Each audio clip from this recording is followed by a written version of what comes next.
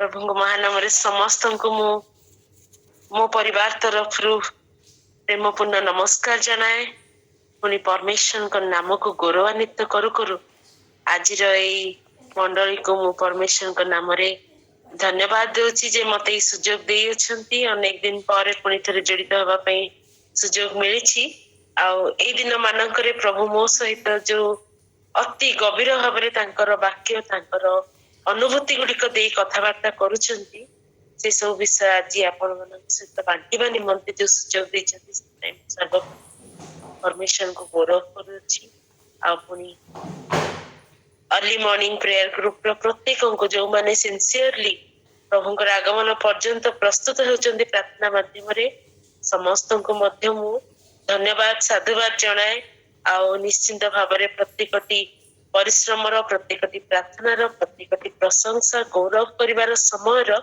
जे उचित पुरस्कार उचित समय रे पाइबे ए आश्वासना सहित समस्त पुणी थरे प्रभु को महानाम रे नमस्कार जणाऊ आ ऑर्गेनाइजिंग जो माने अछंती जो माने परिचालन रो दायित्व रे अछंती विशेष भाव में वीरेंद्र आज्ञा पुणी विनय सर मधुस्मिता भौणी अन्य माने जो माने प्रतिदिन निरवच्छिन्न भाव में प्रभुंकर सेवा कार्य कर चली विशेष विशेष धन्यवाद मु आशा करछि मोर वॉइस ठीक रे सुना जाउछि समस्त निकट हां हां सुबुची God bless you sister praise the Lord sir thank you आपण निरंतर प्रार्थना और एनकरेजमेंट पाई प्रकृत रे विश्वासी रो यात्रा एक विशेष यात्रा यात्रा रे सहयात्री मानकर रोल बा से मानकर मुख्य भूमिका रही थाए आमे जानू आमे गोटे अदृश्य विषय प्रति लक्ष्य करके आगु को चलुछु आ सेही अदृश्य विषय को लक्ष्य करके चालू चालू बेले बेले छुट्टी पड़िले बा थकी गले हमको हमर सहयात्री माने उठी थांती से माने हमको एनकरेज करिथांती पुणी आगु को बढ़िबा पई आउ थरे हमको नुआ बळ सहित उत्साहित करन तेनु गोटे दल भाव रे आगु को बढ़िबा बा सामूहिक भाव रे परमेश्वरंकर उपासना आराधना करिवार गोटे आनंद ही अलगा कथा गोटे आशीर्वाद ही अलगा आज जो अंश को नहीं परमेश्वरंक वाक्य मु आपन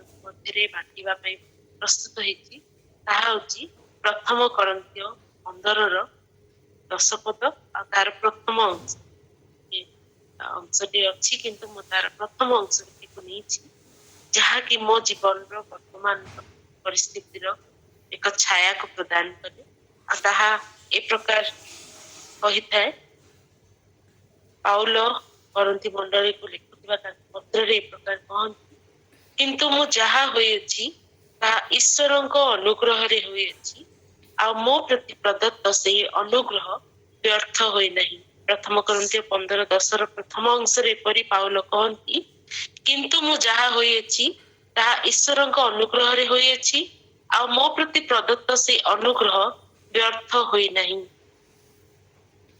by the grace of God I am what I am and his grace towards him is not in vain ए अंशटी को जदि मु कहे गोटे सिंपल लाइन रे मु आको जदि डिफाइन करे ताहा गोटे घोषणानामा आ एक प्रार्थना रो समाहार बोली मु कहि मो जीवन पाई मध्य मु से घोषणानामा आ से प्रार्थना को मु ग्रहण करूछि आ ताहा होछि मु जहा होइछि ताहा ईश्वरक अनुग्रह रे होइछि ताहा जीवन रो घोषणानामा बा हमर डिक्लेरेशन आमे जहा होइछि ताहा परमेश्वरक अनुग्रह रे होइछु आ गोटे प्रार्थना आज पर्यंत आमे से विश्वास यात्रा रे आगे चलिछु तेनु हमर शेष आमे देखि ना हो एबे पर्यंत आ आमे गोटे आशा बा प्रार्थना रखिछु बा मो जीवन रे रखिछि जे मो प्रति प्रदत्त से अनुग्रह व्यर्थ न होय ए दुईटी रो समाहार रे आज आमाने वाक्य मध्य को जिबा आ परमेश्वरंकर अनुग्रह आमानक पई यथेष्ट आ आम जीवन रे ताहा व्यर्थ होईछि कि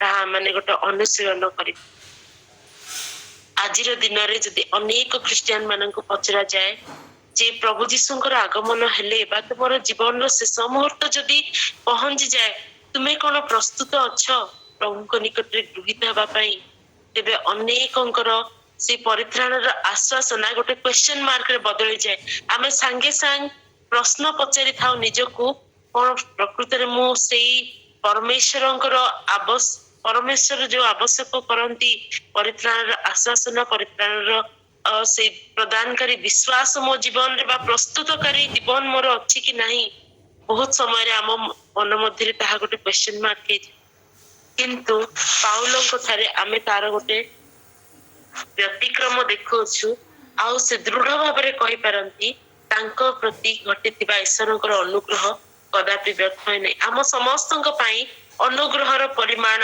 समान कारण से गोटे क्रूस से गोटे प्रभु जीशु से एक बलिदान से समान तांकर काल्वरी क्रूस उपरे संपूर्ण रक्तर से परित्राणर कार्य से करि आछंती आ समस्तଙ୍କ ପାଇଁ अनुग्रह समान आमे समस्त जेतेबेले अनुग्रह रे से विश्वास को आमने पाई अछु आउ जेतेबेले आम जीवन उपरे से परमेश्वरकर मनोनयन हेची अनेकଙ୍କ मध्यरु आमे मध्य आहुत थिलु किंतु आमे जेतेबेले मनोनीत लोक मानकर कैटेगरी भीतर को आसिलु आम प्रति तांकर अनुग्रह यथेष्ट भाव में प्रकाश होइछ आम समस्तଙ୍କ ପାଇଁ तांकर अनुग्रह समान किंतु आमे से अनुग्रह को नहीं कि प्रकार फल फलिछु बा आम जीवन से अनुग्रह कि प्रकार आमे उपयोग करिछु ताहा ही आमको ए प्रकार दृढ़ उक्ति कहबा पई सहाय्य करबो दिने ना दिने आ आमे कहि परिबा जे आम प्रति होइबा अनुग्रह व्यर्थ होई नाही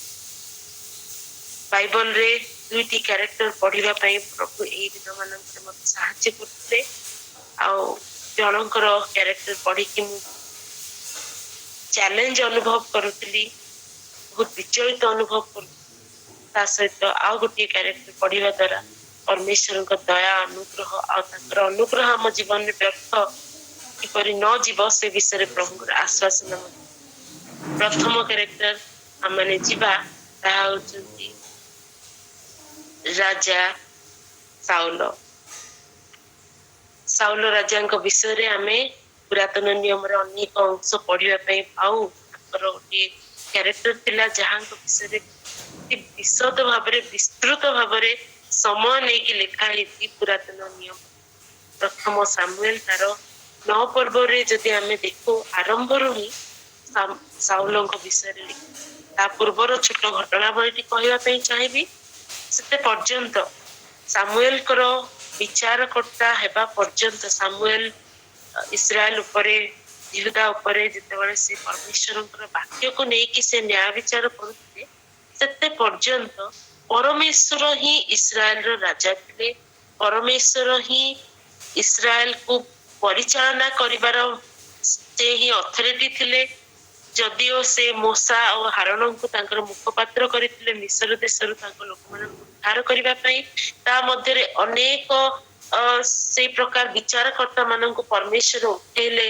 आमे समस्त जानू आ से समय रे से माने विचारकर्ता मानक माध्यम रे परमेश्वरଙ୍କ द्वारा से माने राजत्व करा जाउतिले इस्राएल मानकर राजा नथिले चतुर्पार्श्वर सब देशर लोक मानकर राजा थिले किंतु इस्राएल मानकर राजा न इस्राएल मानकर राजा तांकर ध्वजा तांकर विजयर प्रतीक केवल से सत्य परमेश्वर थिले जे कि निजर हस्तर बाहुबल रे से मानक मिस्र देशरु बाहर करी आनिथिले आ सेमानक निमंते परित्राण प्रति मुहूर्त रे साथ किंतु गोटे समय आसला जेतेबेले इस्राएल लोक माने सेमाने तांको ऊपर राजत्व करथिबा परमेश्वरଙ୍କୁ पुनी परमेश्वरଙ୍କର अपॉइंटेड से भविष्य वक्ता को से माने रिजेक्ट करले आ सेमाने मागिले अन्य लोक मानकर जेपरि राजा अछंती से प्रकार राजा माननको प्रदत्त होंतु आ से ही आमाननको शत्रु हस्तरु रक्षा करू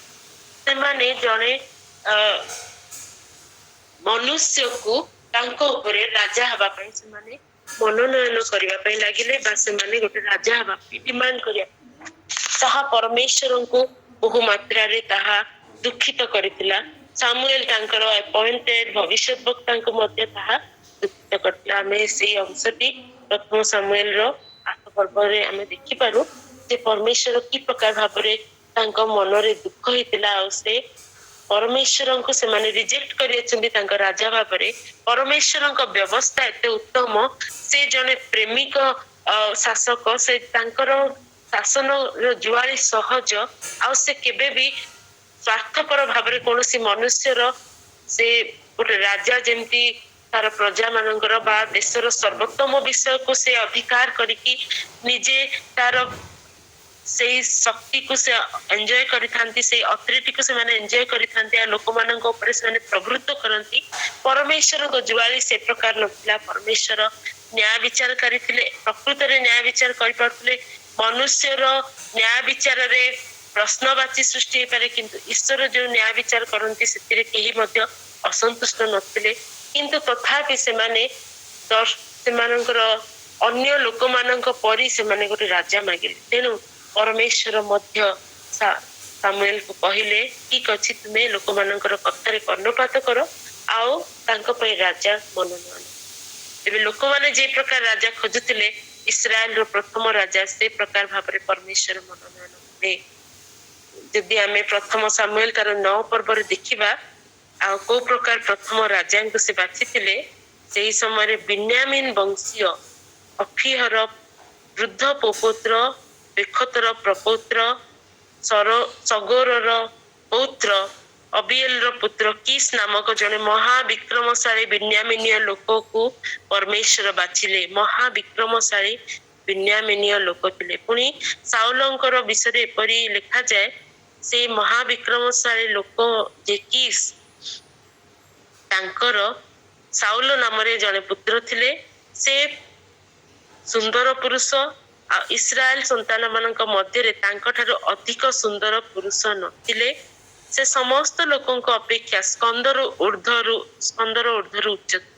ଯଦି ସବୁ ଲୋକଙ୍କୁ ଇସ୍ରାଏଲର ଠିଆ କରିଦିଆଯାଏ, ତେବେ ତାଙ୍କ ମଧ୍ୟରେ ଯଦି ସାଉଲଙ୍କୁ ଠିଆ କରାଯିବ ସେଇ ସମୟରେ, ତେବେ ସେ ସବୁଠାରୁ ସୁନ୍ଦର, ବଳିଷ୍ଠ ଯୁବା ଆଉ ଦେଖିବା ପାଇଁ ମନୋହର, ପୁଣି ସମସ୍ତଙ୍କ ଠାରୁ କାନ୍ଧରୁ ଉର୍ଦ୍ଧ୍ୱକୁ ଉଚ୍ଚ ଥିଲେ।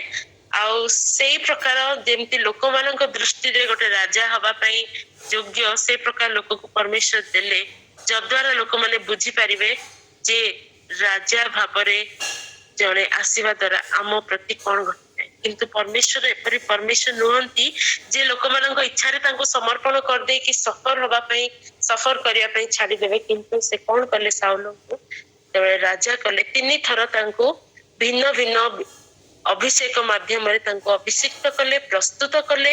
ତାଙ୍କର ମନକୁ ପରିବର୍ତ୍ତନ କରି ପରମେଶ୍ୱରଙ୍କର ଲୋକମାନଙ୍କୁ ପରିଚାଳନା କରିବା ପାଇଁ, ପୁଣି ଈଶ୍ୱରଙ୍କ ସହିତ ତାଙ୍କର ସମ୍ପର୍କ କିପରି ରଖିକି ସେ ରାଜା ହେବେ, ସେଥିପାଇଁ ତାଙ୍କୁ ପ୍ରସ୍ତୁତ କଲେ। କାରଣ ଆମେ ଜାଣୁ ସାଉଲ ସିଏ ନିଜ ପିତାଙ୍କର ହଜି ଯାଇଥିବା ଗର୍ଦ୍ଧବ ମାନଙ୍କୁ ଖୋଜିବା ପାଇଁ ସେ ଯିବା ସମୟରେ, ଆଉ ସେ ଯେତେବେଳେ ପହଞ୍ଚିଲେ ସେଇ ନଗରୀରେ, ଆଉ ସେଇ ସ୍ଥାନରେ ପୂର୍ବରୁ ପରମେଶ୍ୱର ସାମୁଏଲକୁ କହିଥିଲେ ଯେ ଆଜିର ଦିନରେ ଗୋଟେ ଆପଏଣ୍ଟେଡ ସମୟରେ ମୁଁ ଇସ୍ରାଏଲ ଉପରେ ଯାହାକୁ ରାଜା କରିବା ପାଇଁ ଯାଉଅଛି ତାଙ୍କୁ ଏଇ ନଗରରେ ପହଞ୍ଚେଇବି। ତେବେ 24 ଆୱାର୍ସ ପୂର୍ବରୁ ସେମାନେ ପ୍ରସ୍ତୁତ କରିଥିଲେ। ଯେତେବେଳେ ସାଉଲ ଯାଇକି ସେଇ ସିଲୋମ ପ୍ରଦେଶ ପରେ ଦେଇକି ଯେତେବେଳେ ସେ ବିନ୍ୟାମିନ ପ୍ରଦେଶ ଦେଇକି ଯାଉଥିଲେ, ସେଠାରେ ସୁଫ ପ୍ରଦେଶରେ ଉପସ୍ଥିତ ହେବା ସମୟରେ ହିଁ ପୂର୍ବରୁ ସେଠିକୁ ସେଇ ସମୟରେ ଯାଜକଙ୍କୁ ପଠେଇକି ପରମେଶ୍ୱର ତାଙ୍କ ପାଇଁ ପ୍ରସ୍ତୁତ କରିଥିଲେ ଭୋଜ, ବଳିଦାନ। ଆଉ ସେଇ ସମୟରେ ହିଁ ପରମେଶ୍ୱର ସାମୁଏଲଙ୍କ ସହିତ କଥା ହେଲେ ଯେ ଏ ହଉଛନ୍ତି ଆପଏଣ୍ଟେଡ କିଙ୍ଗ, ତାଙ୍କ ଉପରେ ତୁମେ ତୈଳ ଦ୍ୱାରା ତାଙ୍କୁ ଅଭିଷିକ୍ତ କର। ଆମେ ସେଇ 9 ପର୍ବର ଶେଷ ଅଂଶକୁ ପଢିବା ସମୟରେ ଆମେ ଦେଖିପାରିବା ଯେ ସେଇ ଯୋଉ ଗଧ ଖୋଜି ଖୋଜି ଯାଇଥିଲେ, ଆଉ ତାପରେ ସାମୁଏଲ ତାଙ୍କର ଦର୍ଶନ ପାଇଁ ତାଙ୍କୁ ଉଚ୍ଚସ୍ଥଳୀକୁ ନେଇକି ଗଲେ। ତାଙ୍କ ପାଇଁ ଯୋଉ ବିଶେଷ ଖାଦ୍ୟ ସେ ରଖିଥିଲେ, ସେ ବିଶେଷ ଖାଦ୍ୟ ତାଙ୍କୁ ଦେଲେ। ପୁଣି ରାତ୍ରି କ୍ଷେପଣ କଲା ପରେ ପ୍ରଭାତ ସମୟରେ ତାଙ୍କୁ ଯେତେବେଳେ ଛାଡୁଛନ୍ତି, ସେଇ ସମୟରେ ସେ କହୁଛନ୍ତି ତାଙ୍କୁ ଯେ ତୁମେ ପରମେଶ୍ୱରଙ୍କ ନିମନ୍ତେ ମନୋନୀତ ହେଇ ସାରିଛ। ଆଉ ତାଙ୍କ ଉପରେ ତୈଳ ପାତ୍ର ନେଇ ସେ ତାଙ୍କ ମସ୍ତକରେ ଢାଳିଲେ। ପ୍ରଥମରେ ସେ ବିଷୟ ତାଙ୍କ ସହିତ କଲେ ଯେ ତୈଳ ପାତ୍ର ଦ୍ୱାରା ତାଙ୍କୁ ଅଭିଷେକ କଲେ, ଆଉ ଈଶ୍ୱରଙ୍କର ମନୋନୟନକୁ ତାଙ୍କୁ ଜଣେଇଲେ।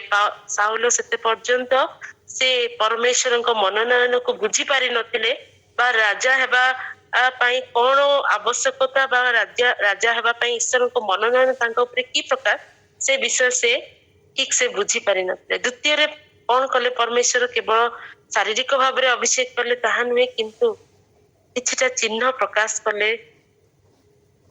सामुएल का माध्यम रे जे आज दिन रे तुम सहित एपरी घटिव तुमे जेतेबेले बैथल निकटवर्ती हेबो सेतेबेले ताबोरर अलन वृक्ष निकट रे 10 पर्व रे सामुएल प्रथम 10 पर्व तार 3 पद रे एपरी लिखा जाए तुमे जेतेबेले आगो को जीवो ताबोरर अलन वृक्ष निकट रे उपस्थित हेबो सेतेबेले तुम प्रति किछि विषय घटिबो किछि लोक माने बैथल रे परमेश्वर को निकट रे बलिदान करिवा पई से माने जाउथिबे 3 जण पुरुष आउ से माने मंगल वार्ता पचारि कि 2टी रोटी देबे तुमे सेमानंक निकट ताहा ग्रहण करिवो आउ जेतेबेले परमेश्वर को पर्वत रे उपस्थित हेबो सेठारे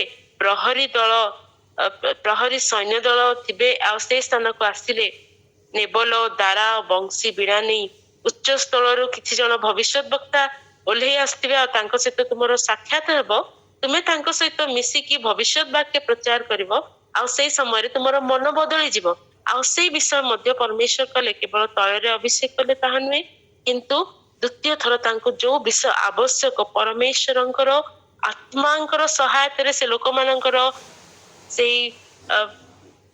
तांको शासन करंतु कह कि परमेश्वर तांको पवित्र आत्मा द्वारा तांकर अभिषेक मध्य कले आ से विषय से दिन घटिला आ ठीक से प्रकार भाव में परमेश्वर का आत्मा तांको आक्रांत करते से भविष्य वाक्य प्रचार कले आ से मुहूर्त रे ही तांको मन परिवर्तन हला आ से अन्य प्रकार लोक हे गले तांको ठारे परमेश्वरंकर अभिषेक आसिला द्वितीय थर तांको प्रभु पवित्र आत्मा रे मनोनीत एनॉइंटिंग कले तृतीय थर से कौन कले ना समस्त लोकों को साक्षात रे परमेश्वर तांको मनोनीत कले कारण से समय रे मनोनयन करिवार गोटे भिन्न प्रकार व्यवस्था थिला आ से उरीम माध्यम रे बा से गुलीबांट माध्यम रे हो किंबा से माने गोटे बहुमूल्य प्रस्तर को नै कि से माने परमेश्वर को इच्छा कौन से माने जानिवा पे चेष्टा करते आ जेतेबेले सब लोकों को डकेले सामुएल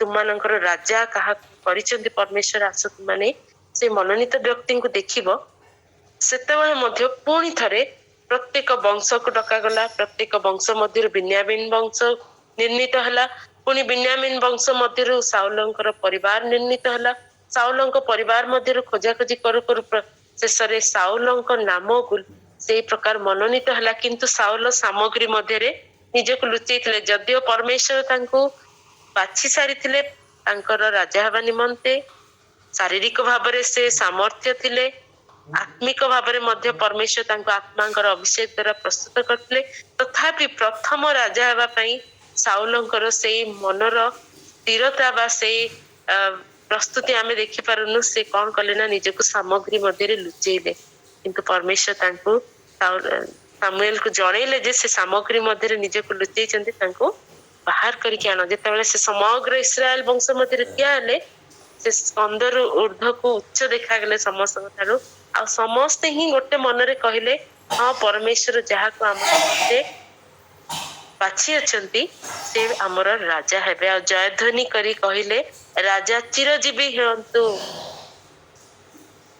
परमेश्वर ता परे मध्य छाड़ी नांती राजा करके दे देली एबे तुम इच्छा रे तुमे शासन कर सेंती राजनीति सिखाइले बोली लिखा जाए 10 पर्वर 25 पद रे पर लिखा जाए सामुएल लोक मान को राजनीति बुझाइले आउ ताहा खंडे पुस्तक रे लिखि सदा प्रभु को सम्मुख रे रखिले तहु सामुएल लोक मान को प्रत्येक को अपना गृह को विदा आउ साउल को मध्य तांको गृह गिबिया विदा किंतु परमेश्वर ए समस्त माध्यम रे मनोनीत राजा को प्रस्तुत करिकी इस्राएल उपरे राजा कले पुणी सेमानंक सम्मुख रे लोक मानंक सम्मुख रे आ साउल राजा सम्मुख रे मध्य गोटे ओपन चैलेंज रखिले जदि तुमे परमेश्वर ठार विमुख हुओ ताहांक पश्चात गमन रु विमुख हुओ मात्र अपना समस्त अंतकरण सदाप्रभुଙ୍କର सहित सदाप्रभुଙ୍କର सेवा न कर तुमे जदि परमेश्वर को भय न कर समस्त मंदता प्रमाण जदि तुमे विमुख हुओ तेबे परमेश्वर जे तुमर प्रोटेक्शन करवा परमेश्वर से तुमर राजा आउ तुम लोक मान उभय को शत्रु हस्त समर्पण करेंगे जने राजा को प्रदत्त है बोली लोक मैंने भूली जाओ नहीं जे परमेश्वर राजा अटंती बा परमेश्वर ही तुमर उद्धार करता କର୍ତ୍ତା ଅଟନ୍ତି। ରାଜାଙ୍କ ଉପରେ ନିର୍ଭର ସେମାନଙ୍କର କିପରି ନ ରହୁ ସେଥିପାଇଁ ଘୋଷଣା କରିକି ଗୋଟେ ଭିଜିବଲ ମାଧ୍ୟମରେ ଗୋଟେ ଭିଜୁଆଲ ମାଧ୍ୟମରେ ବର୍ଷା ଘଡଘଡି ବିଜୁଳି ମାଧ୍ୟମରେ ପରମେଶ୍ୱରଙ୍କ ରବକୁ ପୁଣି ଥରେ ପ୍ରକାଶ କଲେ। ଆଉ ଲୋକମାନଙ୍କୁ ମଧ୍ୟ ବାର ପର୍ବରେ ଆମେ ଦେଖୁ ଯେ ପୁଣି ଥରେ ଆଶ୍ୱାସନା ଦେଲେ ଯେ ତୁମେ ଯଦି ସତ୍ୟ ପରମେଶ୍ୱରଙ୍କର ପଥରେ ଚାଲିବା ପାଇଁ ତୁମେ ପ୍ରବୃତ୍ତ ହୁଅ ଆଉ ତୁମ ରାଜା ଆଉ ତୁମେ ଉଭୟ ଯଦି ସତ୍ୟ ପରମେଶ୍ୱରଙ୍କୁ ସମସ୍ତ ଅନ୍ତଃକରଣ ସହିତ ସେବା କର ତେବେ ହିଁ ସେ ତୁମ ନିମନ୍ତେ ମହତ୍ କର୍ମ କରିବେ। କିନ୍ତୁ ଯଦି ତୁମେ ନିତାନ୍ତ ମନ୍ଦ ଆଚରଣ କରିବ ତୁମେ ଓ ତୁମର ରାଜା ଉଭୟ ବିନଷ୍ଟ ହବ। ଦୟା କରିକି ଆମେ ସେ ଅଂଶଟି ପଢିବା କି ପ୍ରଥମ ସାମୁଏଲ ତାର 12 ପର୍ବର 25 ପଦ 24-25 ପଦ।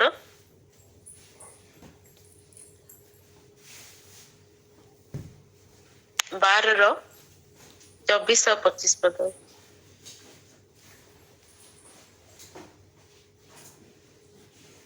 କେବଳ ସଦା ପ୍ରଭୁଙ୍କୁ ପ୍ରିୟ କର, ପୁଣି ସତ୍ୟ ରୂପେ ସମସ୍ତ ଅନ୍ତଃକରଣ ସହିତ ତାଙ୍କର ସେବା କର। କାରଣ ଦେଖ ସେ ତୁମମାନଙ୍କ ନିମନ୍ତେ କିପରି ମହତ୍ କର୍ମ ମାନ କରିଅଛନ୍ତି। ମାତ୍ର ଯେବେ ତୁମେମାନେ ନିତାନ୍ତ ମନ୍ଦ ଆଚରଣ କରିବ ତେବେ ତୁମମାନଙ୍କ ରାଜା ଉଭୟ ବିନଷ୍ଟ କରୁ। ଯଦିଓ ଅନୁଗ୍ରହ, ଧନ୍ୟବାଦ ଭଉଣୀ। ଯଦିଓ ସାଉଲଙ୍କ ଉପରେ ପରମେଶ୍ୱରଙ୍କର ଅନୁଗ୍ରହ ଆସିଲା ତଥାପି ଗୋଟେ ଚେତାବନୀ ସେ ଅନୁଗ୍ରହ ସହିତ ସେ ଦେଲେ ଯେ ତୁମେ ଭୟ କରନି ନାହିଁ କିନ୍ତୁ ସତ୍ୟ ରୂପରେ ପରମେଶ୍ୱରଙ୍କୁ ସମସ୍ତ ଅନ୍ତଃକରଣ ସହିତ ସେବା କର। କିନ୍ତୁ ତୁମେ ଯଦି ମନ୍ଦ ଆଚରଣ କରିବ ତେବେ ତୁମ୍ଭେମାନେ ଓ ତୁମମାନଙ୍କ ରାଜା ଭୟ ବିନଷ୍ଟ। ଆଉ ସାଉଲ ସେଇ ଚେତାବନୀକୁ କେତେ ଗ୍ରହଣ କଲେ ତାହା ମୁଁ ଜାଣେ ନାହିଁ, କିନ୍ତୁ ଆମେ ସମସ୍ତେ ଯଦି ସାଉଲଙ୍କ ଜୀବନୀ ବିଷୟରେ ଆଗକୁ ପଢିଛୁ ସମସ୍ତେ ଜାଣିଛୁ। ଆଉ ପ୍ରଥମ ସାମୁଏଲ 13 ପର୍ବରୁ ଆଗକୁ ଯଦି ଆମେ ପଢିବା ଦୁଇଟି ବିଷୟରେ ସେ ପରମେଶ୍ୱରଙ୍କ ଦୃଷ୍ଟିରେ ସେ ପତିତ ହେଲେ ଆଉ ସମ୍ପୂର୍ଣ୍ଣ ଭାବରେ ତାଙ୍କର ପ୍ରତି କରାଯାଇଥିବା ଅନୁଗ୍ରହକୁ ଇସ୍ରାଏଲ ଉପରେ ପ୍ରଥମ ରାଜା ଭାବରେ ତାଙ୍କୁ ମନୋନୀତ କରାଯାଇଥିଲା। ଏତେ ବଡ ମନୋନୟନକୁ ସେ ବ୍ୟର୍ଥ କଲେ ଆଉ ସେ ସେଇ ଅନୁଗ୍ରହକୁ ଧରି ରଖି ପାରିଲେ ନାହିଁ। ଜଣେ ଯୋଗ୍ୟ ଆଚରଣ ରାଜା ଭାବରେ ଯୋଗ୍ୟ ଆଚରଣ କରିପାରିଲେ ନାହିଁ। ଆମେ ଜାଣୁ ରକ୍ତ ହସ୍ତରେ ବା ଯୋଉ ହସ୍ତରେ ଖଡ୍ଗ ଧରାଯାଏ ସେଇ ହସ୍ତରେ ଯାଜକୀୟ ଉତ୍ସର୍ଗ କରିବା ପାଇଁ ପରମେଶ୍ୱର ବାରଣ କରିଥିଲେ। ତଥାପି ସେ କଣ କଲେ ନା ସାମୁଏଲର ଆସିବାର ବିଳମ୍ବକୁ ଦେଖିକି ସାଉଲ ଗୋଟେ ଥର ଉତ୍ସର୍ଗ ମଧ୍ୟ ସମାପ୍ତ କଲେ। ତାଙ୍କର ଯୁଦ୍ଧକୁ ଯିବା ପୂର୍ବରୁ ଯୋଉ ଉତ୍ସର୍ଗ ପ୍ରଦାନ କରାଯାଏ, ଯୋଉ ପରମେଶ୍ୱରଙ୍କର ଶକ୍ତିକୁ ମାଗିକି ଆଗକୁ ବଢିବା କଥା, ଆଉ ସେଇ ବିଷୟ ସେ କଲେ। ଆଉ ପରମେଶ୍ୱର ଆଉ ସାମୁଏଲ ଉଭୟଙ୍କୁ ସେ ବିରକ୍ତ କଲେ, ଉଭୟଙ୍କୁ ସେ ଦୁଃଖିତ କଲେ।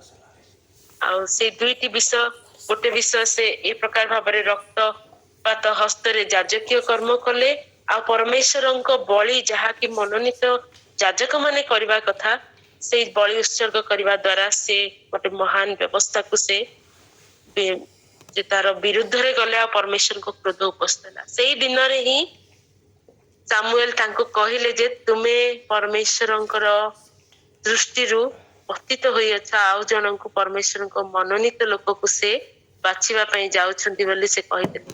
ଯଦିଓ ସାଉଲ 32 ବର୍ଷ ପର୍ଯ୍ୟନ୍ତ ଇସ୍ରାଏଲ ଉପରେ ରାଜତ୍ୱ କଲେ ତଥାପି ସେ ଜଣେ ମନୋନୀତ ରାଜା ଭାବରେ ଈଶ୍ୱରଙ୍କ ତୁଷ୍ଟି ଭାଜନ ହୋଇପାରିନଥିଲେ। ଦ୍ୱିତୀୟରେ ସବୁଠୁ ବଡ ପରମେଶ୍ୱରଙ୍କ ଆଦେଶ ଯୋଉ ଥିଲା ତାଙ୍କ ପାଇଁ ଯେ ଅମାଲେକୀୟ ମାନଙ୍କୁ ସମ୍ପୂର୍ଣ୍ଣ ଭାବରେ ବର୍ଜିତ କର କହିକି ବର୍ଜିତ ଭାବରେ ଆଘାତ କରିବା ପାଇଁ, ଯାହାକି ଆମେ ପ୍ରଥମ ସାମୁଏଲ 15 ପର୍ବରେ ପଢିପାରୁ। ସେଇ ସମୟରେ ବର୍ଜିତ ଭାବରେ ଅମାଲେକୀୟ ମାନଙ୍କୁ ବିନଷ୍ଟ କରିବା ପାଇଁ ତାଙ୍କୁ ଗୋଟେ ଆସାଇନମେଣ୍ଟ, ଗୋଟେ ଟାସ୍କ ଦିଆ ହେଲା। ଆଉ ସେଥିରେ ସାଉଲ କଣ କଲେ, ନିଜର ସୁବିବେଚନାରେ ସେ ଆଉଜି ପଡିଲେ, ନିଜର ପ୍ରଲୋଭନକୁ ମଧ୍ୟ ସେ ପ୍ରଶ୍ରୟ ଦେଲେ, ସମ୍ପୂର୍ଣ୍ଣ ଭାବରେ ଈଶ୍ୱରଙ୍କର ବାଧ୍ୟ ହେଲେ ନାହିଁ। ଯୋଉ ଅମାଲେକୀୟ ମାନଙ୍କର ରାଜାଙ୍କୁ ସେ ଧରି ଆଣିଲେ, ତାଙ୍କର ବିଷୟ ଗୁଡିକୁ ଉଚ୍ଛିନ୍ନ କଲେ, କିନ୍ତୁ ପରମେଶ୍ୱର କହିଥିଲେ କୌଣସି ବିଷୟ ପ୍ରତି ଦୟା କରିବ ନାହିଁ, ବର୍ଜିତ ରୂପେ ବିନାଶ କରିବ। ସେଥିରେ ସେ କଣ କଲେ ନା ବିଶ୍ୱସ୍ତ ହେଲେ ନାହିଁ। ଆଉ ଉତ୍ତମ ବସ୍ତୁ ପ୍ରତି ସେ ଦୟା କଲେ, ଆଉ ଯୋଉଗୁଡା ରୋଗା ପଶୁ ଥିଲା, ତୁଚ୍ଛ ଥିଲା, ସେ ସବୁକୁ ବର୍ଜିତ ରୂପେ ବିନାଶ କଲେ, କିନ୍ତୁ ଉତ୍ତମ ବିଷୟ ସବୁ ସେ ନିଜ ପାଇଁ ରଖିଲେ। ଯେତେବେଳେ ସାମୁଏଲ ତାଙ୍କୁ ଏଇ ବିଷୟରେ ପ୍ରଶ୍ନ କଲେ ଯେ ତୁମେ କାହିଁକି ପରମେଶ୍ୱରଙ୍କର ଅବାଧ୍ୟ ହେଲ, ସେ ନିଜର ଭୁଲକୁ ଲୁଚେଇବା ପାଇଁ କଣ କହୁଛନ୍ତି, ତୁମ ପରମେଶ୍ୱରଙ୍କର ସନ୍ତୋଷ ନିମନ୍ତେ, ତୁମ ପରମେଶ୍ୱରଙ୍କ ନିମନ୍ତେ ବଳିଦାନ କରିବା ନିମନ୍ତେ ମୁଁ ଏଇ ପଶୁପକ୍ଷୀ ମାନଙ୍କୁ ରଖିଅଛି। ଆଉ ସାଙ୍ଗେ ସାଙ୍ଗେ ତାଙ୍କୁ ସାମୁଏଲ ତାଙ୍କୁ ଶିକ୍ଷା ଦେଲେ ଯେ ପରମେଶ୍ୱର କେବେ ବି ଏଇ ପ୍ରକାର ବଳିଦାନ ଚାହାନ୍ତି ନାହିଁ। ସଦାପ୍ରଭୁଙ୍କର ବାକ୍ୟ ତୁଚ୍ଛ କରିବାର, ପୁଣି ତାଙ୍କୁ ତାଙ୍କର ଆଜ୍ଞା ଓ ବାକ୍ୟକୁ ଲଙ୍ଘନ କରିବାର ଯୋଉ ଅବାଧ୍ୟତା, ତାହା ପରମେଶ୍ୱରଙ୍କର ନିକଟରେ ଗ୍ରହଣୀୟ ନୁହେଁ। ପରମେଶ୍ୱର ଚାହାନ୍ତି ସମ୍ପୂର୍ଣ୍ଣ ଭାବରେ ତାଙ୍କ ନିକଟରେ ସମର୍ପଣ, ତାଙ୍କ ଇଚ୍ଛାର ବଶବର୍ତ୍ତୀ ହେବା ପାଇଁ। ସେଥିପାଇଁ ସାମୁଏଲ ଗୋଟେ ବହୁତ ସୁନ୍ଦର ବିଷୟ କହିଛନ୍ତି। ପ୍ରଥମ ସାମୁଏଲ 15:22 ଆମେ ସମସ୍ତେ ସେ ବିଷୟକୁ ସବୁବେଳେ ମନେ ରଖିବା ଆବଶ୍ୟକ। ଆମେ ସେ ଅଂଶଟି ପଢିବା। ପ୍ରଥମ ସାମୁଏଲ 15:22 ତହିଁରେ ସାମୁଏଲ କହିଲେ, ଯେପରି ସଦାପ୍ରଭୁଙ୍କ ରବ ଶୁଣିବାରେ ସେପରିକି ହୋମ ଓ ବଳିଦାନରେ ସଦାପ୍ରଭୁଙ୍କ ସନ୍ତୋଷ ହୁଏ। ଦେଖ, ଶୁଣିବା ବଳିଦାନ ଠାରୁ ଆଉ ମନୋଯୋଗୀ ହେବା ମେଷ ମେଦ ଠାରୁ ଉତ୍ତମ। ଯେହେତୁ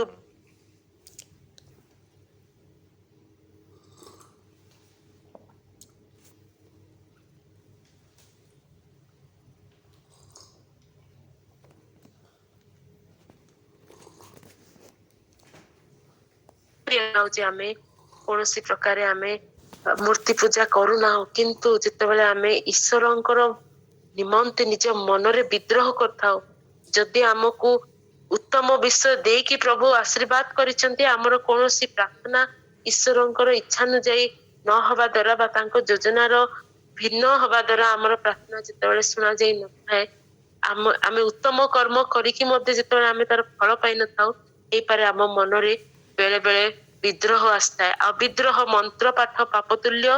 ପୁଣି ଯୋଉ ସମ୍ପୂର୍ଣ୍ଣ ବାଧ୍ୟତା ପରମେଶ୍ୱର ଆଶା କରନ୍ତି, ଯଦି ଆମେ ସେଇ ସମ୍ପୂର୍ଣ୍ଣ ବାଧ୍ୟତା ଆମେ ନ କରୁ, ତେବେ ସେଇ ଅବାଧ୍ୟତା ଅବସ୍ତୁର ଠାକୁର ମାନଙ୍କର ପୂଜା ତୁଲ୍ୟ ପାପ ଅଟେ। ପରମେଶ୍ୱର ଆମମାନଙ୍କଠାରୁ ସମ୍ପୂର୍ଣ୍ଣ ବାଧ୍ୟତା ଚାହିଁଥାନ୍ତି। ସାଉଲଙ୍କ ଉପରେ କେତେ ବଡ ବଡ ଅନୁଗ୍ରହ ହେଲା। ପ୍ରଥମ ରାଜା ବଛା ଗଲେ। ଏତେ ବଡ ମନୋନୀତ ଜାତି ସମୂହ ମଧ୍ୟରୁ ଶାରୀରିକ ବଳିଷ୍ଠତା ଥିଲା, ତାଙ୍କର ସେଇ ସୁନ୍ଦର ରୂପ ଥିଲା, ପୁଣି ପିତାଙ୍କର ଗଧ ମାନଙ୍କୁ ଖୋଜିବାରେ ତାଙ୍କର ବିଶ୍ୱସ୍ତତା ପ୍ରତିପାଦିତ ହେଉଥିଲା। ତାଙ୍କୁ ଯେ ଭରସା କରାଯାଇ ପାରିବ, ଏପରି ଜଣେ ଭରସା ଯୁକ୍ତ ବ୍ୟକ୍ତି ଥିଲେ। ପୁଣି ପରମେଶ୍ୱର ତାଙ୍କୁ ତୈଳରେ ଅଭିଷିକ୍ତ କଲେ, ପବିତ୍ର ଆତ୍ମାରେ ଅଭିଷିକ୍ତ କଲେ।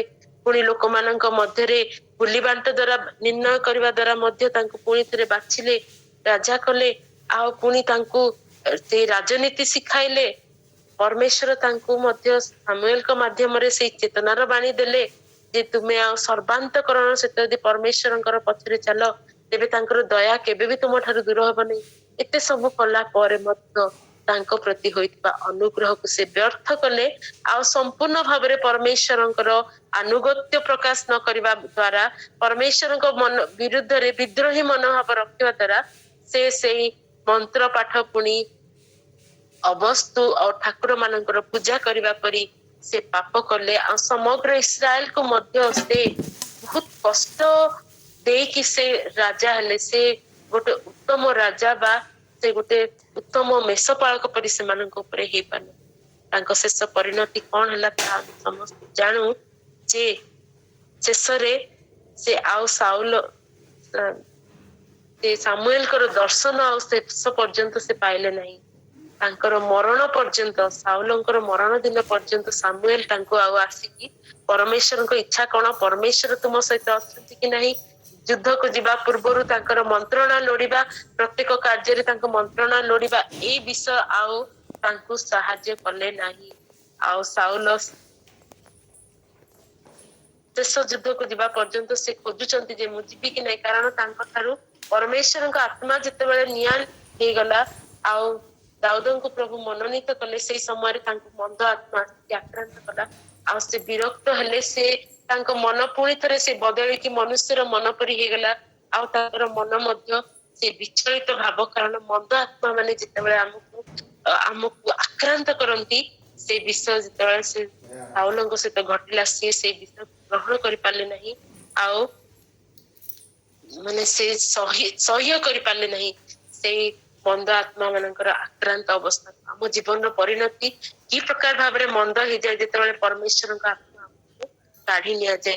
ଆମେ ଜାଣୁ ନୂତନ ନିୟମରେ ଲେଖାଯାଏ, ପ୍ରଭୁ ଯୀଶୁ ଗୋଟେ ଦୃଷ୍ଟାନ୍ତ ମାଧ୍ୟମରେ ଯେତେବେଳେ ଶିଖଉଥିଲେ, ସେ କହୁଥିଲେ ଯେ ଗୋଟେ ଲୋକ ଯେତେବେଳେ ସେ ମନ୍ଦ ଆତ୍ମା ତା ଠାରୁ ଚାଲିଯାଏ, ଆଉ ସେ ସୁନ୍ଦର ଭାବରେ ସେ ପରମେଶ୍ୱରଙ୍କର ନିକଟକୁ ଆସିବାର ଅନୁଭୂତିରେ ସେ ଯେତେବେଳେ ତାର ହୃଦୟକୁ ସେ ଖାଲି ରଖିଥାଏ, ସେତେବେଳେ କଣ ହୁଏ ନା ସେଇ ମନ୍ଦ ଆତ୍ମା ଯାଇକି ବୁଲି ଚତୁଃପାର୍ଶ୍ୱରେ ବୁଲେ, ଆଉ ଜଳଶୂନ୍ୟ ଶୁଷ୍କ ସ୍ଥାନ ମାନଙ୍କରେ ସେ ବିଚରଣ କରି ସେ କୌଣସି ବିଶ୍ରାମର ସ୍ଥାନ ପାଏ ନାହିଁ। ଆଉ ସେ କଣ କରେ, ପୁଣି ଥରେ ତାର ପୁରୁଣା ଗୃହକୁ ଫେରି ଆସିବା ପାଇଁ ସେ ଦେଖେ, ଆଉ ଯେତେବେଳେ ଦେଖେ ସେ ଗୃହଟି ସୁସଜ୍ଜିତ ଅବସ୍ଥାରେ ଅଛି, ଖାଲି ଅଛି, ବ୍ଲାଙ୍କ ଅଛି, ସେ କଣ କରେ ତା ଠାରୁ ଅଧିକ ସାତଟା ଆତ୍ମାକୁ ତା ଠାରୁ ଅଧିକ ଦୁଷ୍ଟ 7 ଆତ୍ମାକୁ ତା ସହିତ ନେଇକି ଆସେ, ଆଉ ସେତେବେଳେ ସମସ୍ତେ ମିଳିକି ସେଇ ଲୋକର ହୃଦୟରେ ସେମାନେ ପ୍ରବେଶ କରନ୍ତି। ସେ ଲୋକର ପ୍ରଥମ ଅବସ୍ଥା ପ୍ରଥମ ଅବସ୍ଥା ଠାରୁ ଶେଷ ଅବସ୍ଥା ଆହୁରି ଦୟନୀୟ ହେଇଯାଏ। ତେବେ ଯେତେବେଳେ ଆମର ହୃଦୟ ଯେତେବେଳେ ଆମେ କୌଣସି ମନ୍ଦ ବିଷୟ ଠାରୁ ଆମ ନିଜକୁ ଆମେ ପୃଥକ କରୁ, ପରମେଶ୍ୱରଙ୍କ ଅନୁଗ୍ରହରେ ଆମେ ସବୁବେଳେ ପବିତ୍ର ଆତ୍ମାରେ ପୂର୍ଣ୍ଣ ହେଇଯିବା ଦରକାର। ନହେଲେ ଆମକୁ ପୁଣି ଥରେ ସେ ମନ୍ଦ ଆତ୍ମା ମାନେ ଆକ୍ରାନ୍ତ କରିବେ, ଆଉ ଆମେ ପରମେଶ୍ୱରଙ୍କର ହରେଇବା ପ୍ରଥମ କଥା, ଦ୍ୱିତୀୟରେ ସେ ମନ୍ଦ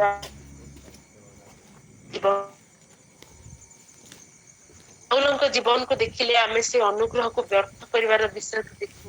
କିନ୍ତୁ ସେଇ ବିନ୍ୟାମିନୀୟ ବଂଶର ଆଉ ଜଣେ ବ୍ୟକ୍ତି ଯୋଉମାନଙ୍କ ଉପରେ, ଯୋଉମାନେ ବିଦେଶୀୟ ଦେଶରେ ଥିଲେ, ଏଷ୍ଟର ପୁସ୍ତକରେ ମୁଁ ସେମାନଙ୍କ ବିଷୟରେ ଦେଖେ। ମୁଁ ଆଉ ସମୟର ସମୟ ନଥିବା ସକାଶେ ମୁଁ ବହୁତ ଭିତରକୁ ଯିବି ନାହିଁ, କିନ୍ତୁ ଆମ ସମସ୍ତଙ୍କର ଜାଣିଥିବା ସେଇ ବିଷୟଟିକୁ ପୁଣି ଥରେ ଉଲ୍ଲେଖ କରିବା ପାଇଁ ଚାହିଁବି। ଏଷ୍ଟର ପୁସ୍ତକରେ ଆମେ ବିନ୍ୟାମିନୀୟ ବଂଶୀୟ ଆଉ 2 ଜଣଙ୍କୁ ଦେଖୁ। ଜଣେ ଥିଲେ ମର୍ଦ୍ଦକ୍ଷ, ଆଉ ଜଣେ ଏଷ୍ଟର, ଯୋଉମାନଙ୍କ ଜୀବନରେ ବିଦେଶରେ ସେମାନେ ଜନ୍ମ ହେଇଥିଲେ। ସେମାନେ ସେଇ ସୁସନ ରାଜଧାନୀରେ ଥିଲେ। ସେଇ ଅକ୍ଷେସରେଶ ରାଜାଙ୍କର ସେଇ ଅଧିକାରରେ ଯେତେବେଳେ ବାବିଲୋନକୁ ଇସ୍ରାଏଲୀୟ ମାନେ ବନ୍ଦୀ ଅବସ୍ଥାରେ ଯାଇଥିଲେ, ସେମାନେ ଯେତେବେଳେ ସେଇ ସ୍ଥାନକୁ ନିର୍ବାସିତ ହେଇକି ଯାଇଥିଲେ, ସେଇ ସମୟରେ ସେମାନଙ୍କର ଜନ୍ମ ହେଇଥିଲା ସୁସନ ପ୍ରଦେଶରେ, ଆଉ ସେମାନେ ବିଜାତୀୟ ମାନଙ୍କ ମଧ୍ୟରେ ଥିଲେ। ସେମାନଙ୍କ ନିକଟରେ ପରମେଶ୍ୱରଙ୍କ ବ୍ୟବସ୍ଥା, ସେମାନଙ୍କୁ ଶିକ୍ଷା ଦେବା ପାଇଁ ପରମେଶ୍ୱରଙ୍କର ଲୋକମାନେ, ଯାଜକମାନେ କିମ୍ବା ପରମ ବଳିଦାନ, ସେଇ ମନ୍ଦିରର ରୀତିନୀତି, ସେ ମନ୍ଦିରର ଉପାସନା, ପରମେଶ୍ୱରଙ୍କ ଉପସ୍ଥିତିର ଆନନ୍ଦ କିଛି ନଥିଲା। ତଥାପି ସେମାନେ ପରମେଶ୍ୱରଙ୍କର ଯୋଉ ପରିଚୟ ପାଇଥିଲେ, ସେଥିପାଇଁ ମର୍ଦ୍ଦକ୍ଷ ସେମାନେ ପରମେଶ୍ୱରଙ୍କ ନିକଟରେ ବିଶ୍ୱସ୍ତ ଭାବରେ ଥିଲେ।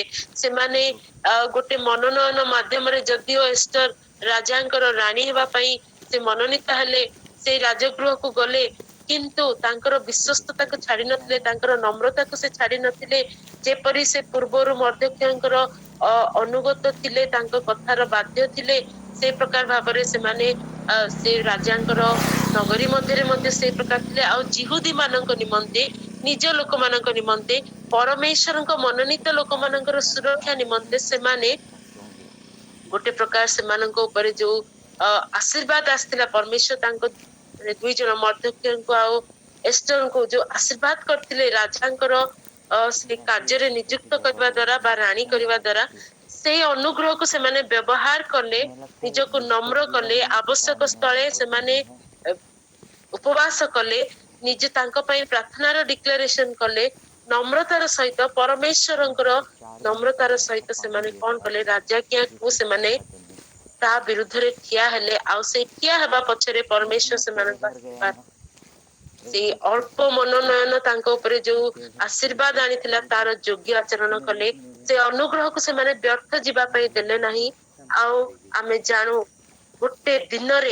ଗୋଟେ ଦିନ ମନୋନୀତ ହେଇଥିଲା। ଯଦି ଏଷ୍ଟର ପୁସ୍ତକକୁ ବି ଆମେ ଭଲ ଭାବରେ ପଢିବା, ହାମାନ ଯେ କି ସମଗ୍ର ଜିହୁଦୀ ମାନଙ୍କୁ ଗୋଟେ ଦିନରେ ବିନାଶ କରିବା ପାଇଁ ସେ ଗୁଲି ବାଣ୍ଟ ମାଧ୍ୟମରେ ବାଛିଥିଲା, ତାହା ହଉଛି 12 ମାସ, ମାନେ ଶେଷ ମାସର 13ଦଶ ଦିନକୁ ସେ ଗୁଲି ବାଣ୍ଟ ଦ୍ଵାରା ବାଛିଥିଲା, ଯେ ମର୍ଦ୍ଦକ୍ଷ ଉପରେ ହସ୍ତକ୍ଷେପ କରିବା ପାଇଁ ତାକୁ ଗୋଟେ କ୍ଷୁଦ୍ର ବିଷୟ ଲାଗିଲା, କିନ୍ତୁ ଆର ସମ୍ପୂର୍ଣ୍ଣ ବଂଶ ଜିହୁଦୀ ମାନେ ଯୋଉମାନେ କି ଅଲଗା ପରମେଶ୍ୱରଙ୍କୁ ଆରାଧନା କରନ୍ତି, ତାଙ୍କର ଗୋଟେ ଭିନ୍ନ ବ୍ୟବସ୍ଥା ଅଛି। ପୃଥିବୀର ପୃଷ୍ଠରୁ ସେମାନଙ୍କୁ ଗୋଟେ ଦିନରେ ବିନଷ୍ଟ କରିବା ପାଇଁ ଶୈତାନ ତାର ଯୋଜନା କରିଥିଲା ହାମାନ ମାଧ୍ୟମରେ। କିନ୍ତୁ ସେଇ ଦିନକୁ ପରମେଶ୍ୱର ବ୍ୟବହାର କଲେ। ସେଇ ତ୍ରୟୋଦଶ ଦିନ ଚତୁର୍ଦଶ ଦିନକୁ ସେମାନେ ବାଛିଲେ, ପରମେଶ୍ୱର ଓଲଟେଇଲେ ଏଷ୍ଟର ଆଉ ମର୍ଦ୍ଦୋଖେୟଙ୍କର ବିଶ୍ୱସ୍ତତା ମାଧ୍ୟମରେ।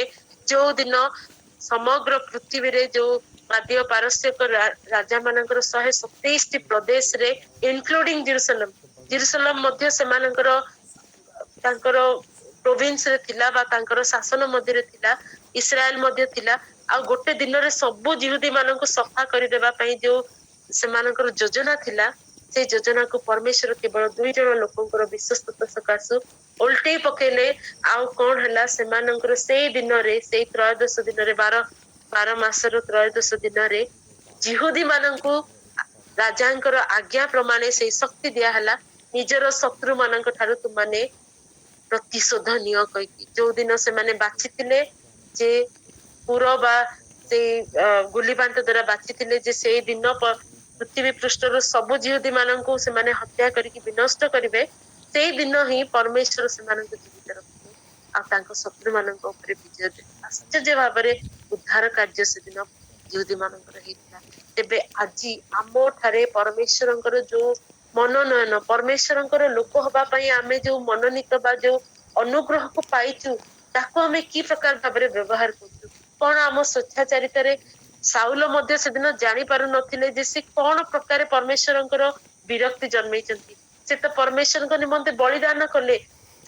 ସାମୁଏଲଙ୍କର ଆସିବାର ବିଳମ୍ବ ହବାର ଦେଖିକି ସେ ନିଜେ ବଳିଦାନ ଉତ୍ସର୍ଗ କଲେ, ଆଉ ପରମେଶ୍ୱରଙ୍କ ନିକଟରେ ହୋମ ବଳି କଲେ। ପରମେଶ୍ୱରଙ୍କ ନିମନ୍ତେ ଉତ୍ତମ ବସ୍ତୁ ସବୁକୁ ବାଛିକି ରଖିବା ଦ୍ଵାରା ସେ ଭାବିଲେ ମୁଁ ପରମେଶ୍ୱରଙ୍କୁ ତୁଷ୍ଟ କରୁଛି। ନିଜର ସୁବିବେଚନାରେ ଆଉଜିକି ନିଜକୁ ନମ୍ର ନ କରିକି ପରମେଶ୍ୱରଙ୍କ କୁହାଯାଇଥିବା ଆଜ୍ଞା ଗୁଡିକୁ ମାନେ ଗୋଟେ ଆନ୍ତରିକତାର ସହିତ ନ ଶୁଣିକି ସେ କଣ କଲେ ନା ନିଜର ସୁବିବେଚନାରେ ଆଉଜିଲେ। ମୁଁ ପରମେଶ୍ୱରଙ୍କ ପାଇଁ ଉତ୍ତମ କର୍ମ କରୁଛି ବୋଲି ଭାବିକି ସେ ପରମେଶ୍ୱରଙ୍କର ଦତ୍ତ ଆତ୍ମାର ସେ ପ୍ରକୃତ ଉପଯୋଗ କରିପାରିଲେ ନାହିଁ। ଆଉ କେତେ ଭୟଙ୍କର ତାଙ୍କ ପରିସ୍ଥିତି ହେଲା। ସେଇ ରାଜା ନିଜେ ସେ ଆତ୍ମହତ୍ୟା କଲେ ଆଉ ତାଙ୍କର ଜୀବନର ଅନୁଗ୍ରହ ତାଙ୍କ ପାଖରେ ବ୍ୟର୍ଥ ହେଇଗଲା। କିନ୍ତୁ ଏଷ୍ଟର ରାଣୀ ଆଉ ମର୍ଦ୍ଦୋଖେୟଙ୍କ ଜୀବନ ଉପରେ ଯୋଉ ପ୍ରଭୁଙ୍କର ଅନୁଗ୍ରହ ଥିଲା, ସେମାନେ ସେଇ ଅନୁଗ୍ରହ କେବଳ ନିଜ ସୁରକ୍ଷା ପାଇଁ ବ୍ୟବହାର କଲେ ନାହିଁ, ନିଜେ ରାଜା ଗୃହରେ ରାଣୀ ହେଇଥିବା ଦ୍ୱାରା ଯେ ତାଙ୍କର ସୁରକ୍ଷା ସୁନିଶ୍ଚିନ୍ତ ଥିଲା, ସେ ବିଷୟ ଭାବିକି ସେ ନିଜକୁ ସେଇ ଅବନତ ପରମେଶ୍ୱରଙ୍କ ନିକଟରେ ନ କରିକି ଯଦି ସେ ନିଜେ ସୁରକ୍ଷିତ ବୋଲି ଭାବିକି ନୀରବ ରହିଥାନ୍ତେ, ହେଇପାରେ ତାଙ୍କ ପାଇଁ ଯୋଉ ରାଜପଦ ଯୋଉ ବିଷୟ ପାଇଁ ଦିଆଯାଇଥିଲା ପରମେଶ୍ୱର ତାକୁ ମଧ୍ୟ କାଢିକି ଆଉ କାହାକୁ ଦେଇଥାନ୍ତେ, ଆଉ ସେମାନଙ୍କ ଅନୁଗ୍ରହ ବ୍ୟର୍ଥ ହେଇଥାନ୍ତା। କିନ୍ତୁ ସେମାନେ ଯେହେତୁ ପରମେଶ୍ୱରଙ୍କ ଅନୁଗ୍ରହର ଯୋଗ୍ୟ ଆଚରଣ କଲେ, ତେଣୁ ବାକ୍ୟରେ ଲେଖାଯାଏ ଉତ୍ତରୋତ୍ତର ଉନ୍ନତ କରାଗଲେ। ସେମାନେ ବିଜାତୀୟ ଦେଶରେ ତାଙ୍କର କୌଣସି ମାନେ ଦାସ ଭାବରେ ଥିବା ସମୟରେ ମଧ୍ୟ ତାଙ୍କର ପ୍ରତି କରାଯାଇଥିବା ଅନୁଗ୍ରହକୁ ସେମାନେ ଯେତେବେଳେ ବ୍ୟର୍ଥ ନ କଲେ, ସେତେବେଳେ ସେମାନଙ୍କୁ ପରମେଶ୍ୱର ଉତ୍ତରୋତ୍ତର ଆହୁରି ଉନ୍ନତି ଦେଲେ ଆଉ ସେମାନଙ୍କ ମାଧ୍ୟମରେ ଜିହୁଦୀ ମାନଙ୍କର ଉଦ୍ଧାର ହେଲା। ଆଜି ଆମେ ଆମର ମନୋନୟନକୁ ପୁଣି ଥରେ ପରୀକ୍ଷା କରୁ। ଆଜି ଆମର ପ୍ରତି କରାଯାଇଥିବା ଅନୁଗ୍ରହକୁ ପୁଣି ଥରେ ଆମେ ଚେକ୍ କରୁ ଯେ ଆମେ ପରମେଶ୍ୱରଙ୍କ ଅନୁଗ୍ରହକୁ ବ୍ୟର୍ଥ ତ କରୁନୁ ଆମ ଜୀବନରେ। ଯଦି ଆମେ ପରମେଶ୍ୱରଙ୍କର ସେ ଅନୁଗ୍ରହକୁ, ସେ ପ୍ରେମକୁ ଆମେ ପାଇଛୁ, ଆମେ କେତେ ଜଣଙ୍କ ସହିତ ତାହା ବାଣ୍ଟି ପାରୁଛୁ? କେତେ ଜଣଙ୍କୁ ଯୋଉମାନେ ପ୍ରଭୁ ଯୀଶୁଙ୍କର ବିଷୟରେ ନ ଜାଣିକି ଯୋଉମାନେ ଅସୁସ୍ଥତା ମଧ୍ୟରେ ଅଛନ୍ତି, ଯୋଉମାନେ କଷ୍ଟରେ ଅଛନ୍ତି, ଯୋଉମାନେ ଅନ୍ଧକାରର ସେଇ ଶକ୍ତି ମାନଙ୍କର ତାଡନା ଭିତରେ ଅଛନ୍ତି, ତାଙ୍କୁ ଆମେ କେତେ ପରମେଶ୍ୱରଙ୍କ ଆଡକୁ ଆମେ ଆଣିକି ଆମେ ଆମର ଅନୁଗ୍ରହକୁ ଯଥାର୍ଥ ପ୍ରତିପାଦିତ କରୁଛୁ। ଆସୁ ଆମେ ସେ ବିଷୟକୁ ପୁଣି ଥରେ ସମାଲୋଚନା ଆମ ଜୀବନରେ ଆମେ ଅନୁଶୀଳନ କରିବା। ନହେଲେ ଆମେ ଆମର ସୁବିବେଚନାରେ ଆଉଜିକି ପଡିଥିବା, କୋଉ ଦିନ ପରମେଶ୍ୱର ସେଇ ଅନୁଗ୍ରହ ସାଉଲଙ୍କଠୁ ଯେପରି ଚିରିକି ନେଇଗଲେ ଆଉ ତାଙ୍କ ଠାରୁ ଉତ୍ତମ ଜଣେ ବ୍ୟକ୍ତିଙ୍କୁ, ସେ ମନୋନୀତ ବ୍ୟକ୍ତି ଭାବରେ ମନୋରମତ ବ୍ୟକ୍ତିକୁ ବାଛିଲେ। ଆମକୁ ଆମ ସେବା କାର୍ଯ୍ୟରୁ, ଆମକୁ ଆମର ପରିବାରର ପରିସ୍ଥିତିରୁ, ଆମକୁ ଆମର ସ୍ଥାନରୁ, ଆମକୁ ଆମର ମନୋନୀତ ସ୍ଥାନରୁ ପରମେଶ୍ୱର କାଢିକି ସେଇ ଅନୁଗ୍ରହ ଆଉ କାହାକୁ ଦେବେନି ତ? ଆସ ଆମେ ଆମ ଜୀବନକୁ ଅନୁଶୀଳନ କରୁ। ଆଉ ପାଉଲ ଯେ ପ୍ରକାର ପାଉଲ ମଧ୍ୟ ବିନ୍ୟାମିନୀୟ ବଂଶୀୟ ଥିଲେ। ଆଜି ଯୋଉ 3 ଜଣ କ୍ୟାରେକ୍ଟରଙ୍କ ବିଷୟରେ ଆମେ ଟିକେ ଟିକେ ଜାଣିଲୁ, ପାଉଲଙ୍କ ବିଷୟରେ ଆମେ ସମସ୍ତେ ଜାଣିଛୁ ଯେ ବିନ୍ୟାମିନ ଗୋଷ୍ଠୀର ସେ କ୍ଷୁଦ୍ରତମ ପାଉଲ, ସେ ମଧ୍ୟ ପରମେଶ୍ୱରଙ୍କର ଯୋଉ ଅନୁଗ୍ରହ ତାଙ୍କ ଜୀବନ ଉପରେ ଆସିଲା ତାକୁ ବ୍ୟର୍ଥ ନ କରିକି ସମଗ୍ର ପୃଥିବୀରେ ପରମେଶ୍ୱରଙ୍କର ସେ ସୁସମାଚାରକୁ ବିଜାତୀୟ ମାନଙ୍କର ମଧ୍ୟରେ ଆଲୋକ ସ୍ୱରୂପ କରିକି ବାଣ୍ଟିବାରେ ସେ କି ପ୍ରକାର ଭାବରେ ଅନୁଗ୍ରହକୁ ବହୁଗୁଣିତ କରିଥିଲେ ତାହା ଆମେ ଜାଣିଛୁ। ଆଜି ଆମେ ଆମ ଜୀବନରେ ଥିବା ଅନୁଗ୍ରହକୁ ବ୍ୟର୍ଥ ନ କରିକି ପରମେଶ୍ୱରଙ୍କ ଅନୁଗ୍ରହରେ ତାହାକୁ ବହୁଗୁଣିତ କରିବା ଆଉ ଅନେକଙ୍କର ଆଶୀର୍ବାଦର କାରଣ ଆମେ ସମସ୍ତେ ହେବା। ଏଇ ବିଷୟ ପରମେଶ୍ୱର ଆଜି ଆମମାନଙ୍କୁ ଶିକ୍ଷା ଦେଉଛନ୍ତି ବୋଲି ମୁଁ ବିଶ୍ୱାସ କରେ। ଆଉ ଗୋଟେ ବିଶେଷ ପ୍ରାର୍ଥନାର ଅନୁରୋଧ ସହିତ ମୁଁ ଶେଷ କରିବା ପାଇଁ ଚାହିଁବି। ଜୁଲାଇ ପ୍ରଥମ ସପ୍ତାହରେ ମୁଁ ଦିଲ୍ଲୀ ଯିବା ପାଇଁ ପ୍ରଭୁଙ୍କର ଅନୁଗ୍ରହ ପାଇଥିଲି। ଆଉ ସେଇ ସମୟରେ ମୋ ଜୀବନରେ ଗୋଟେ ସ୍ପିରିଚୁଆଲ ଅନୁଭୂତି କହୁଛି ଯେ ମୁଁ ଅନେକ ବର୍ଷରୁ ମୁଁ ଟିକେ ପଛକୁ ପଡି ଯାଇଥିଲି। ପରମେଶ୍ୱର ମତେ ଯୋଉ ଆହ୍ୱାନ ଦେଇଥିଲେ ସେ ଆହ୍ୱାନରେ ମୁଁ ଠିକ ଭାବରେ ନଥିଲି କହିକି ମତେ ଅନୁଭୂତ ହେଲା। ଆଉ ମୁଁ କେବଳ ଜାଗତିକ ଭାବରେ ଅଳ୍ପ ସମୟ ଯେତିକି ଆବଶ୍ୟକ ସେତିକି ସମୟ ଦେଇକି ମୁଁ ଗୋଟେ କମ୍ପ୍ଲାସେଣ୍ଟ ଖ୍ରୀଷ୍ଟିଆନ ଲାଇଫ ବଞ୍ଚିଲି ଭାଇ। ମାନେ ମୋ ଦ୍ୱାରା ଯାହା ହେଲା ସେତିକି ମୁଁ ଆଉ ଅଧିକ ମୁଁ ପରମେଶ୍ୱରଙ୍କ ବିଷୟରେ ତାଙ୍କ ମନୋନୟନ ବିଷୟରେ ତାଙ୍କର ଇଚ୍ଛା ମୋ ଜୀବନରେ କଣ ତାହା ଲୋଡିବା ପାଇଁ ମୁଁ ଏତେ ପରମେଶ୍ୱରଙ୍କ ନିକଟରେ ଅନୁରକ୍ତ ନଥିଲି। ଆଉ ସେଇ ସମୟରେ ପରମେଶ୍ୱର ମତେ କଥା କହୁଥିଲେ ଯେ ମୋର ଯୋଉ ପ୍ରଥମ ଆହ୍ୱାନ ଥିଲା ଯୋଉମାନଙ୍କ ସହିତ ମୁଁ ମିଳିତ ହୁଏ ବିଜାତି ମାନଙ୍କ ସହିତ ମୁଁ ପରମେଶ୍ୱରଙ୍କ ବାକ୍ୟକୁ ସମୟ ସମୟରେ ପ୍ରଚାର କରିପାରୁଥିଲି ତାହା ମୁଁ ଧୀରେ ଧୀରେ କରିବା ଛାଡିଦେଲି ଆଉ ଛାଡି ଦେଇଥିଲି। ତେବେ ପରମେଶ୍ୱର ମତେ ସେଇ ସମୟରେ ପୁଣି ଥରେ ଆହ୍ୱାନ କଲେ ମୋ ଜୀବନରେ ତାଙ୍କର ସମ୍ପର୍କକୁ ରିନ୍ୟୁ କଲେ। ଆଉ ଦିଲ୍ଲୀ ଯେତେବେଳେ ମୁଁ ଯାଇଥିଲି ଜୁଲାଇ ମାସ ପ୍ରଥମ ସପ୍ତାହରେ ସେତେବେଳେ ଆଶ୍ଚର୍ଯ୍ୟଜନକ ଭାବରେ ଗୋଟେ ବିଜାତୀୟ ଝିଅକୁ ୱେଷ୍ଟବେଙ୍ଗଲର ଗୋଟେ ଝିଅକୁ ପ୍ରଭୁଙ୍କର ବାକ୍ୟ କହିବା ପାଇଁ ଶକ୍ତି ଦେଲେ। ଆଉ ସେଇ ଝିଅ ମନରେ ବିଶ୍ୱାସ ମଧ୍ୟ ଜାତ ହେଇକି ସେ ପରମେଶ୍ୱରଙ୍କ ଠାରେ ବିଶ୍ୱାସ କିଛି ମାତ୍ରାରେ କରୁଅଛନ୍ତି। ଆଉ ତାଙ୍କ ମାଧ୍ୟମରେ ଆକ୍ଚୁଆଲି ସେଇ ଭଉଣୀ ତାଙ୍କ ନାଁ ହଉଛି ମାଧବୀ। ତାଙ୍କ ମାଧ୍ୟମରେ ସେ ଜଣେ IT ପ୍ରଫେସନାଲ ମଧ୍ୟ। ତାଙ୍କ ମାଧ୍ୟମରେ ଗୋଟେ ପୁଅର ପରିଚୟ ପ୍ରଭୁ ଦେଲେ। ସେ ପୁଅର ବୟସ ହଉଛି 25 ବର୍ଷ। ତାଙ୍କ ନାଁ ଦୀପେନ୍ଦୁ ମଣ୍ଡଳ, ଦୁର୍ଗାପୁର ଅଞ୍ଚଳର। ତାଙ୍କ ସହିତ ପ୍ରାର୍ଥନାରେ ଆଗକୁ ବଢିବା ପାଇଁ ପ୍ରଭୁ ସୁଯୋଗ ଦେଲେ। ସେ ପୁଅର ବିଷୟରେ କହିବା ପାଇଁ ଚାହେଁ ସେ କାଳୀ ସାଧକ। ସେ ମୂର୍ତ୍ତି ପୂଜାରେ ସେମାନେ ଲିପ୍ତ ଅଛନ୍ତି ପୁରା ପରିବାର ସହିତ। ତାଙ୍କର ବାପା ନାହାନ୍ତି।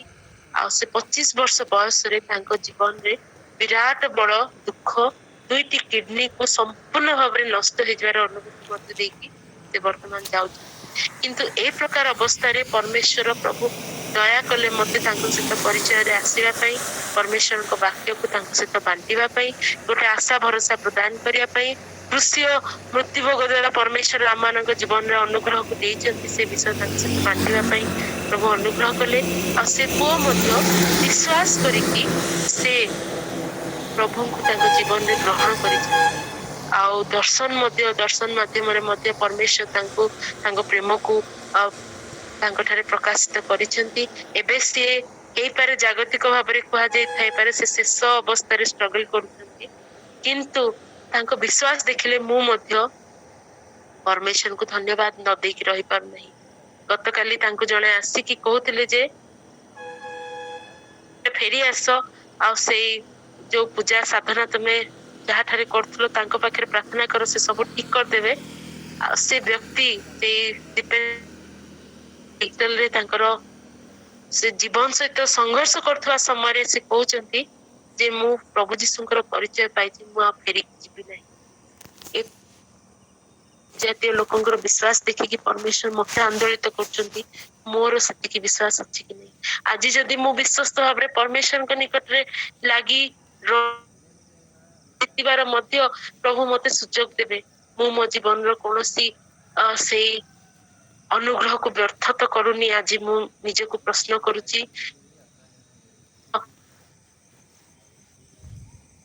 ଆପଣ ମାନଙ୍କ ନିକଟରେ ସେଇ ବିଷୟକୁ ମୁଁ ପ୍ରକାଶ କରିବା ଦ୍ୱାରା ଅତି ସଂକ୍ଷେପରେ ମୁଁ କହିଲି ତାଙ୍କ ବିଶ୍ୱାସ ବିଷୟରେ। ଆଉ ଦୟାକରି ଆପଣ ମାନେ ପ୍ରାର୍ଥନାରେ ରଖନ୍ତୁ। ପରମେଶ୍ୱରଙ୍କ ଇଚ୍ଛା ଥିଲେ 2ଟି କିଡନୀକୁ ସେ ପୁଣି ଥରେ ଠିକ କରି ମଧ୍ୟ ପାରନ୍ତି। ମୋର ପରମେଶ୍ୱର ତାହା କରିପାରନ୍ତି। ଆପଣ ମାନଙ୍କ ମୁଁ ପ୍ରାର୍ଥନା ଅନୁଗ୍ରହକୁ ପ୍ରାର୍ଥନା ମୁଁ ଆପଣମାନଙ୍କ ଠାରୁ ଚାହେଁ। ଏଇ ସବୁ ବିଷୟ ମାଧ୍ୟମରେ ଆଜିର ବାକ୍ୟକୁ ମୁଁ ଏଠି ରଖୁଛି। ଆଉ ପୁଣି ପରମେଶ୍ୱର ଦେଇଥିବା ଅନୁଗ୍ରହ ପାଇଁ ତାଙ୍କୁ ଧନ୍ୟବାଦ ଦେଇ ମୋ ଜୀବନ ପାଇଁ ମୁଁ ସେ ବ୍ୟର୍ଥ ନକରେ ଯେପରି ଅନୁଗ୍ରହକୁ ଏଇ ପ୍ରାର୍ଥନାର ସହିତ ମୁଁ ଶେଷ କରୁଛି। ଧନ୍ୟବାଦ।